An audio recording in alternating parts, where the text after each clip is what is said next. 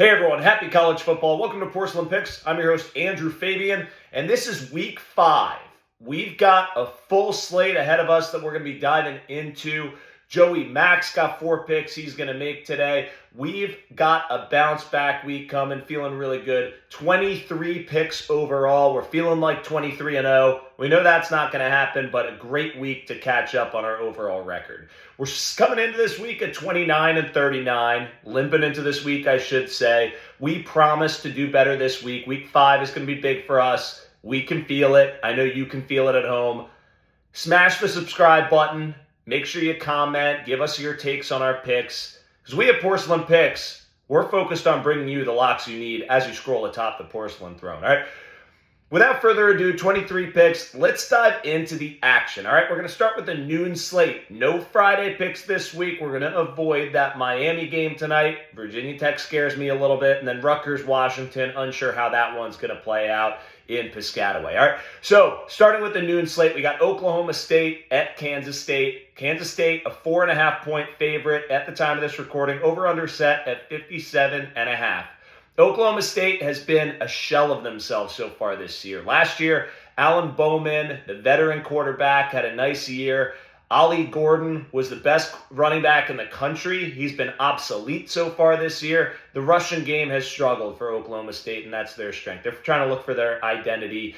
I don't think they're going to find it here against Kansas State. K-State's coming off that embarrassing defeat at the hands of BYU. I actually picked Kansas State last week, so that was an awful pick by me, but I think they have a bounce back here. I think Avery Johnson is going to play as good as advertised. I think he can run the ball. He's going to be able to throw it on Oklahoma State's defense. I think the running attack is really going to be what Kansas State leans into with DJ Giddens at the running back position as well. I like Kansas State minus 4.5 in a bounce back week. Pressure is off. They're no longer undefeated. I also like the under in this game, 57.5. Lock them both, flush them both. Let's move on.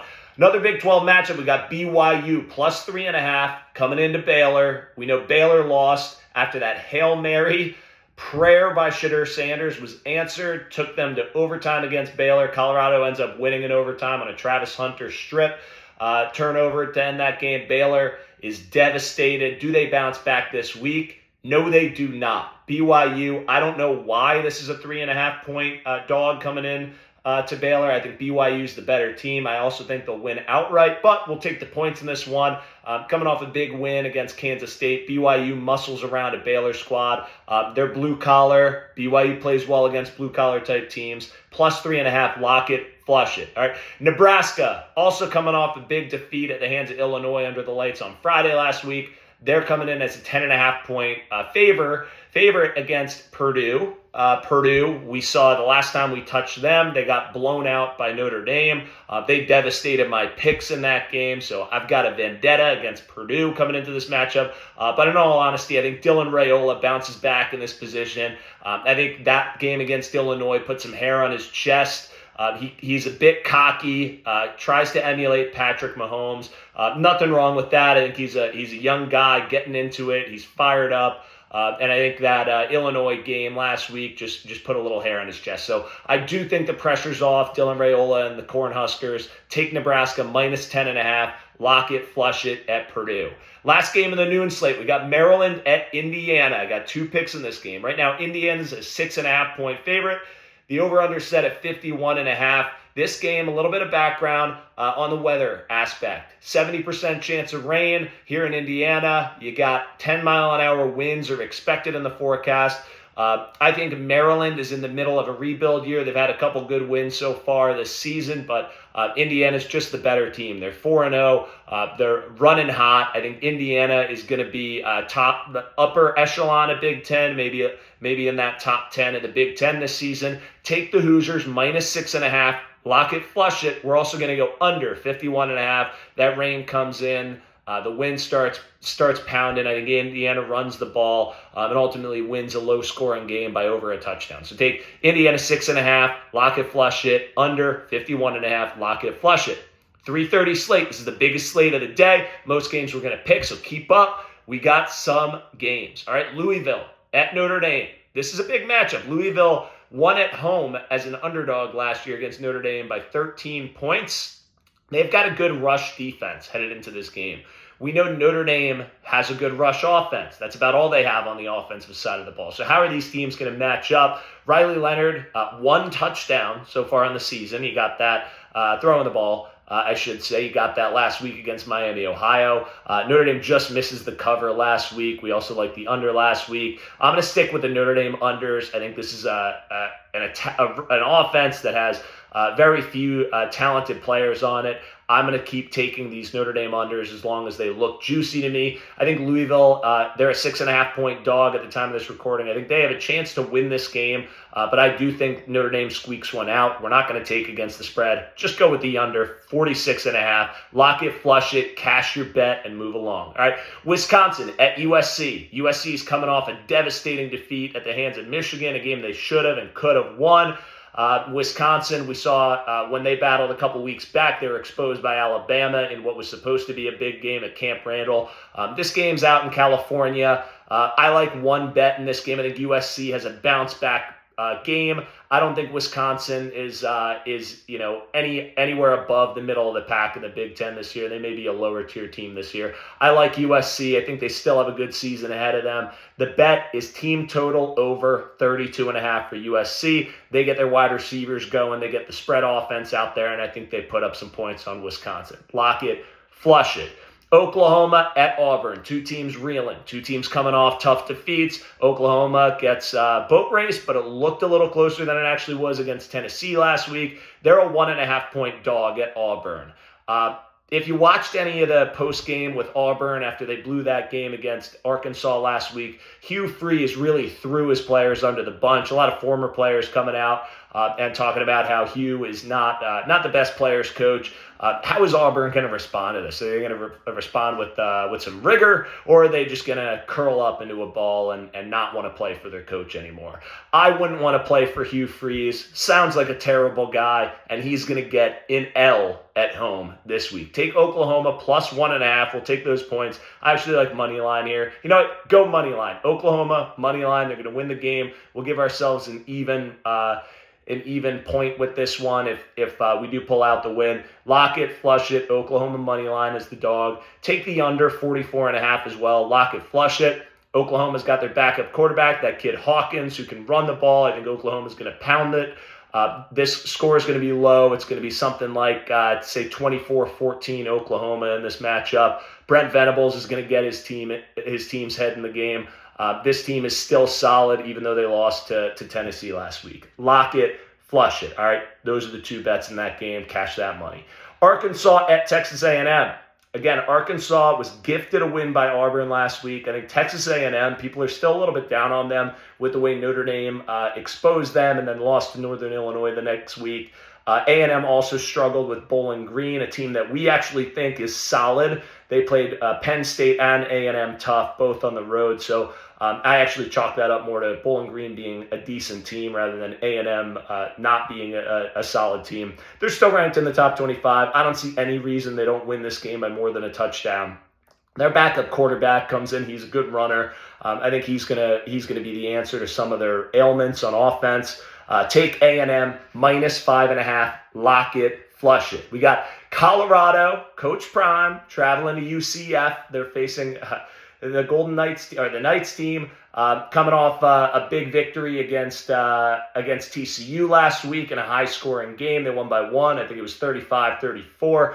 This UCF offense is going to be a juggernaut that Colorado is not going to be able to stop. They ground and pound the lights out. They're going to do that against the Colorado defensive line. This is one where UCF's going to jump out to a big lead to start. I think they're going to be up by 14 before we know it. I have 3 plays in this game. I've got UCF minus 8.5 first half spread. Lock it, flush it. You got UCF minus 14 full game spread. Lock it, flush it. And then you got UCF team total over 38.5. Lock it, flush it. KJ Jefferson on UCF, he's the quarterback. He can run the ball. They put up 400 yards of rushing last week. They average close to that so far this season. Colorado, we know their weakness is on the lines of scrimmage. I think Shedeur Sanders is an excellent player. I think they may make this close for a backdoor cover, but I think ultimately UCF's going to win this game and put up too many points for Colorado to come back from. All right, so lock those up, flush them. Sorry, Dion, Coach Prime. All right, we're going to jump over to the Maction. All right, so Joey Mack, this guy continues to be hot. He continues to bring you winners and make me and my record look a little bit better. So thank you, Joey Mack, for that. We've got 4 plays this week. So these are ones you want to pay attention to. This is why you subscribe to the channel, to get the Maction, to get Joey Mack, right? The first pick, we got Eastern Michigan at Kent State. Eastern Michigan is a 14-point favorite in this game, away at Kent State. Over-under set at 47 points at the time of this recording. Kent State is on their 3rd-string quarterback after the first 2 are out for the season, and Penn State injured them both. Also, 3rd stringer is injured. He got his hand stepped on by an O-lineman. He's coming in hurt. Running backs are banged up. We don't know why this spread is only 14 points. Regardless, jump on EMU, minus 14. Lock it, flush it. And you're also going to want to take the under in this game, 47. Lock it, flush it. All right, second Maction pick. All right, we got Central Michigan and San Diego State. On the San Diego State side, we got Sean Lewis. He's a former MAC coach. He runs the flash fast offense, according to Joey Mack. These guys are coming off a bye. They're going to be well rested at home. Central Michigan coming in. Central Mich, we know, has a solid rush offense, and Sean Lewis and San Diego State's got a suspect rush defense. So we like the over to hit in this game. Joey Mack, lock of the week, over 52. Lock it, flush it. All right. Old Dominion at Bowling Green is the 3rd game that Joey Mack picks for you. You got a Bowling Green 9.5-point favorite in this game. Old Dominion comes in, getting worse and worse week over week, while Bowling Green has looked good against some top-tier opponents. We've already mentioned Penn State, Texas A&M. They took them both to the brink. They're going to get it done with an easier opponent here. Great rush offense. Bowling Green minus 9.5. Lock it, flush it. Look for 2 touchdowns or better. Those are Jersey Joey Mack's picks. Now we're going to jump to the night games. All right, back to me. Porcelain Picks, bringing you the winners. Let's do it. Stanford at Clemson. Clemson minus 21.5 is the play. Told you I'm not going to pick against these guys when they face lesser competition. Cade Klubnik, this kid's for real. He's shown a lot the last few weeks against weaker competition. Stanford's done a lot of traveling the last 2 weeks. We saw they got a victory on the East Coast last weekend. They flew all the way back to California. They're flying all the way back again. Their flight actually got canceled with the hurricane coming through. So we'll see if this game ends up being played. But again, if they get back, they're going to be a lot of travel in the last 2 weeks. Clemson, look for them to run away with this early. Lock it, flush it, minus 21.5. 2 big night games, ranked versus ranked matchups. You got Illinois at Penn State. We'll start with this one. Again, I'm a Penn State graduate, so take it for what it's worth. But I'm actually taking the flip side of this one. We took Kent State last week with plus 49.5. That was Parksy as part of the Locksmiths taking that pick. I actually agreed with him there. But I'm going to stick with the points here. Illinois, inexplicably to me, plus 17.5 in this game, which tells me that maybe there's a little temptation coming in here. Maybe Vegas knows something we don't about this Penn State squad. Maybe they'll win by 20 plus, but I'm going to fall for it regardless. I think Illinois and Brett Bielema are going to keep this one close throughout. Luke Altmaier is for real. This quarterback for Illinois, he threw 4 picks against Penn State last year. That hasn't been the case so far this year. He's got 10 touchdowns, 0 interceptions. He threw 4 at Nebraska last weekend. So while this is going to be whiteout energy at Penn State under the lights, these guys faced that last weekend on the road at Nebraska in front of 83,000 people. They weren't altered. They weren't pushed aside. They end up winning that game in overtime. 2 wide receivers to pay attention to for Illinois. Going up against the weak spot on the Penn State defense with KJ Winston injured. You got Zachariah Franklin and you got Pat Bryant, 2 veteran guys for Illinois that are going to get some touches on the outside. So I like those 2 picks. I think Brett Bielema is going to keep this one close. Illinois plus 17.5. I do think Penn State gets the victory, and this is going to be a high-scoring affair, similar to the Bowling Green game. Over 48.5 is the second pick in this game. Lock them both, flush them both. Let's go Nittany Lions. Don't lose this one for me, all right? Let's go to the biggest game of the weekend. We got Georgia at Alabama. This is the last game I'll be picking. I got 2 picks for you. Anticipation is off the charts for this one in Tuscaloosa. First game against Kirby Smart without Nick Saban. How is Bama going to do?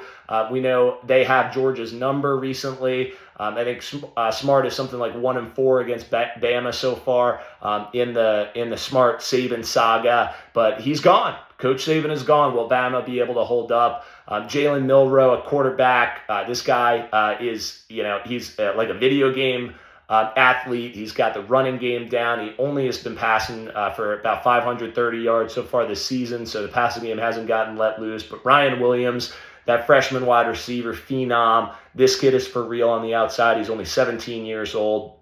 Where's this game going to go? Carson Beck, he's got the benefit of going up against a young Alabama secondary. I think Beck's going to be able to throw the ball around a little bit. But ultimately, I got 2 picks in this game. This is a coin flip. Georgia right now is -1. You might see this one wiffle waffle either which way. I'm going to take Georgia. I'm going to take the coaching advantage with Kirby Smart against Kalen DeBoer. I think Smart gets it done. I think Georgia is just the stronger football team all around. We saw what they did to Clemson week 1. They, of course, struggled against Kentucky, but I think they're the more complete team, and I think they get it done against Bama. So take Georgia -1, lock it, flush it. I also like the under in this game. It's set at 50.5 right now. I think both teams coming off a bye, or Georgia coming off a bye week, Bama coming off a bye week as well. I think coming into this game, both defenses are going to be prepared with a game plan. So I like the under for that reason. Typically, defenses do a bit better coming off a bye. Lock it, flush it, under 50.5. And that's your biggest game of the evening. All right. That's 23 plays for you. We're looking for 23 winners. We're not going to get that, full disclaimer, but we're going to have a big comeback week this week. So make sure you subscribe to the channel, because we at Porcelain Picks are here to deliver the locks you need as you scroll atop the Porcelain Throne. You think differently than me on any of these picks, feel free to comment. Feel free to give us some feedback. If we won you money, if we lost you money, I'll come back to you on Monday with the Porcelain audit to go through our wins and losses and be accountable to you. We'll have the stinker of the week returning on Monday, so we'll see who that is. All right, so for Joey Mack, I'm Andrew Fabian. Happy college football, everyone. Let's get after it, week 5.